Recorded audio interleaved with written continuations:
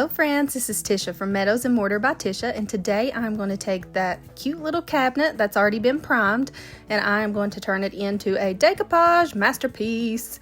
So I'm coming in with Paint Couture's Extreme Guard. You can use any of the sheens that you like. This is an excellent adhesive for my decoupage paper. I use it all the time for this.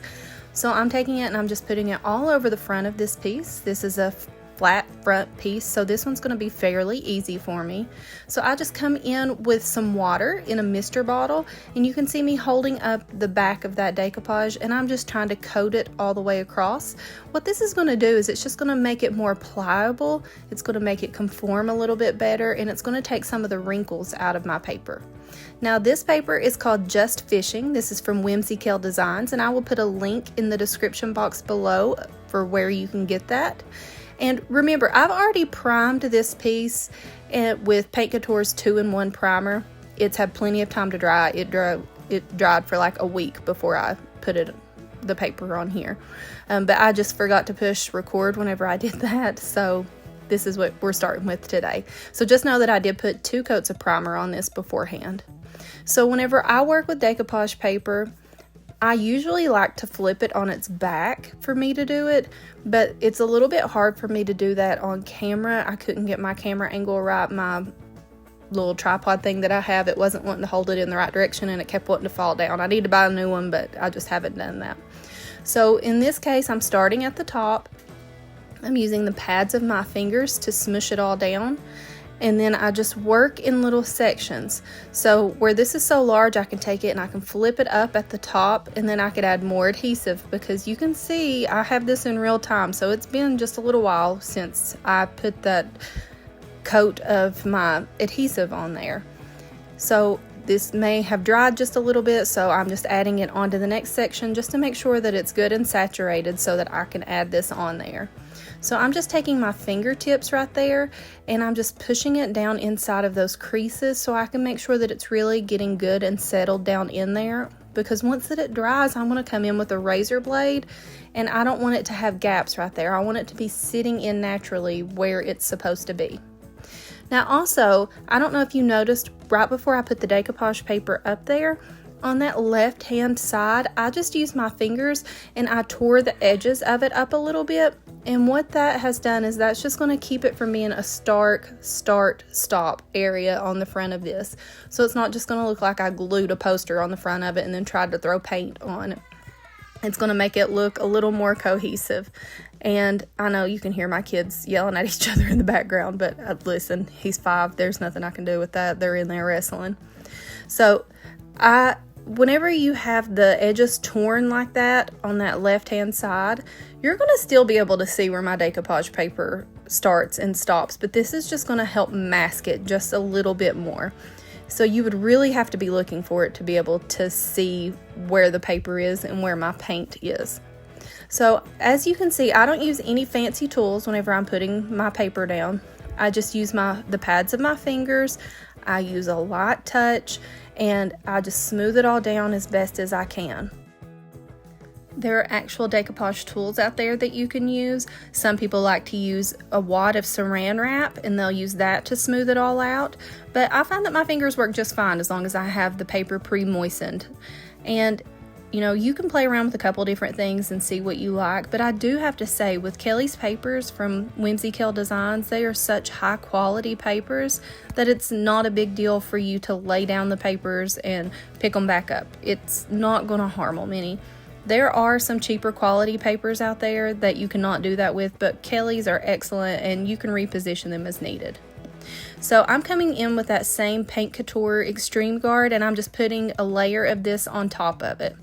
I'm making sure that all my corners are down really good, and then I let it dry. You can let it dry overnight if you prefer. I think with this one, I had done that first part at like 8 o'clock in the morning, and this was like 6 or 7 o'clock at night that I come back, and I'm just taking a razor blade and I'm just cutting around the edges of everywhere so that my drawers are going to be able to glide open and closed. So you can do this however you want. Some people use scissors. I do not find that that is a good method at all. I just use a straight razor and then just make my little slits on there, and that works fine for me. Now I'm coming in with Paint Couture's Evergreen, and it is exactly like it sounds. It looks just like Christmas tree stuff. So I'm wanting this to be my base coat over the whole piece. I do a lot of green pieces, but I hardly ever do anything that's like in this masculine of a green color. Usually I lean more towards like sage green. So I was excited to do like a little bit more masculine of a piece, even though you can tell it's going to be feminine, but it's going to be more masculine than what I normally do. So I'm just coming in with a good quality synthetic brush for this. I'm using a Klingon brush. This one is one of the S50s, I believe. But you can use any sort of quality brush. Paint Couture makes excellent quality brushes. Like I said, this one's a Klingon brush, and I will have a link in the description box below for you to get one of these if you would prefer. If you can't afford to get a nice quality synthetic brush that's going to like last you for a lot of projects, another alternative is going to be zebra brushes. You can get those at Lowe's or any like department store like that, and they're pretty good quality brushes. Now you're not going to get years of life out of them, but you may get 10 projects out of them. So I think that's pretty good, especially if you're just starting. So I'm just putting this all over the piece where I have the primer, and you saw that I did come over just a smidge over onto where the decoupage paper was, because like I said, I don't want it to be a stark start section. So I'm wanting to kind of camouflage where my paper is and where my paint is. Now I come in with all kinds of colors from Paint Couture Paint, just ones that I thought that I might see a little glimmer of in my background, and then I come in with just this cross hatching motion. I go, kind of in X's, I'll go up and down, but you can see that I don't have very much paint at all on my brush. I put just a little bit on the tips of it. What you can't see is I have a paper towel underneath there, and even after I put just a little bit on the tip, then I blot it off on my paper towel, and then I'm just taking that and I'm just skimming it across the top of the surface. So you're still going to see the paint peeking through underneath this new paint, and you're still going to see the decoupage paper peeking through underneath here, but it's really going to blend it in. So what I'm doing is I'm wanting to build up layers. You can see that the background of this paper is very abstract, so I'm coming in with more abstract colors, and I'm just going to build on top of each other. And there's really no rhyme or reason to this. I just kind of look at what colors are close in that part of the decoupage paper, and I'm just trying to pick and toggle back and forth between them. Now you can see up here at the top of the chest that I have all kinds of colors pulled out. I end up using every single one of those. But if you don't want to purchase like big quantities of this, like these are the 8-ounce containers, which I feel like is a pretty good size. Paint Couture does offer super small containers. I know they offer 2-ounce, but if I'm not mistaken, they may offer 1-ounce as well. So if you would just like to get like a nice little sampler, it's an excellent company to do that with.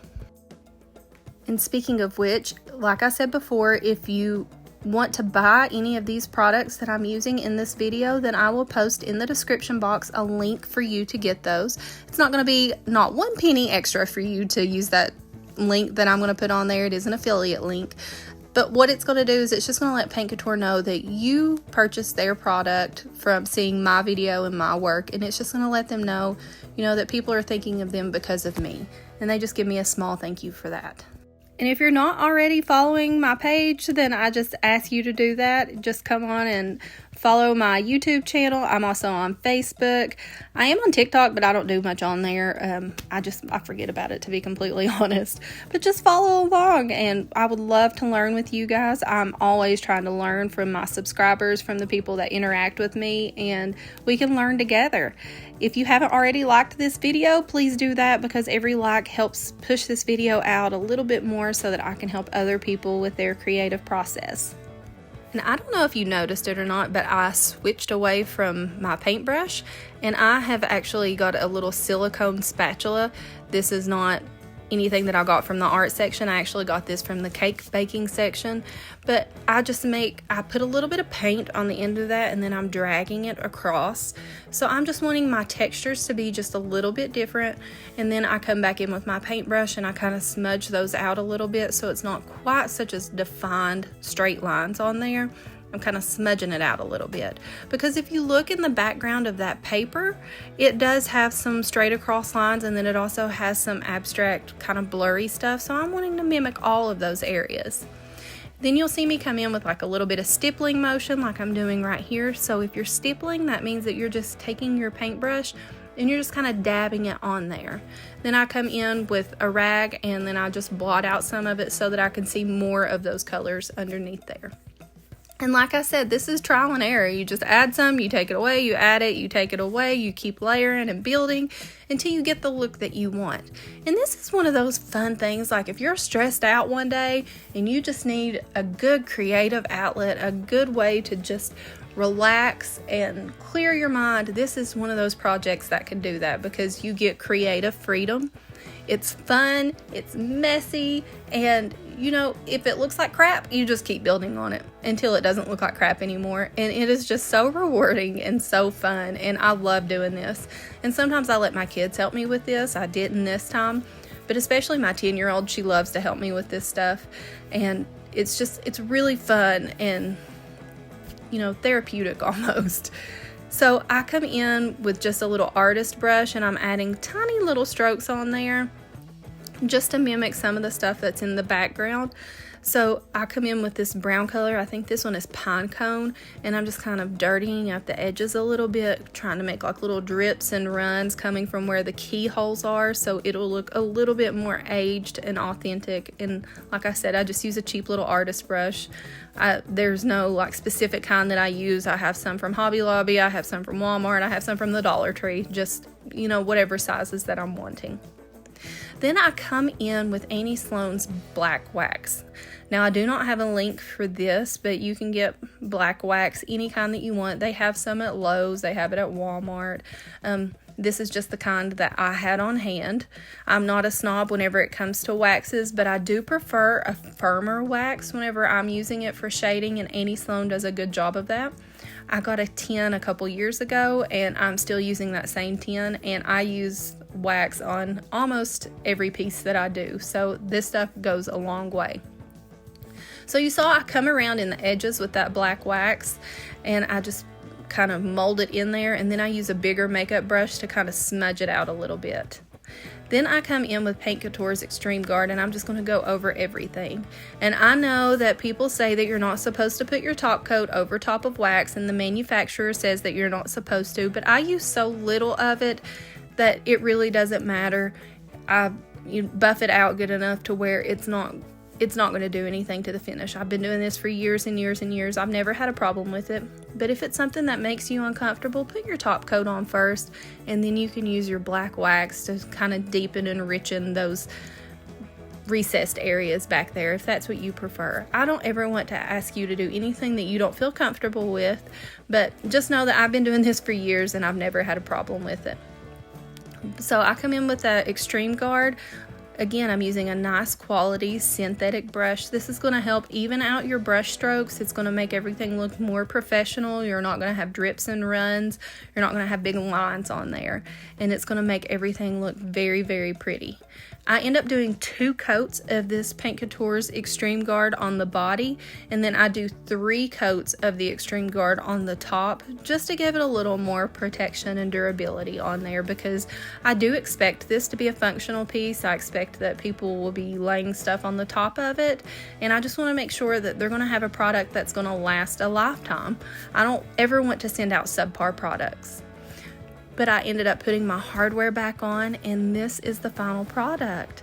So I did not show the hardware process. I did use the original hardware on the bottom drawers, but then on the top drawers I used that dark crystal hardware that I had purchased, and I just thought that that would make it a little more flirty and feminine, but it still has that manly sort of boyishness to it.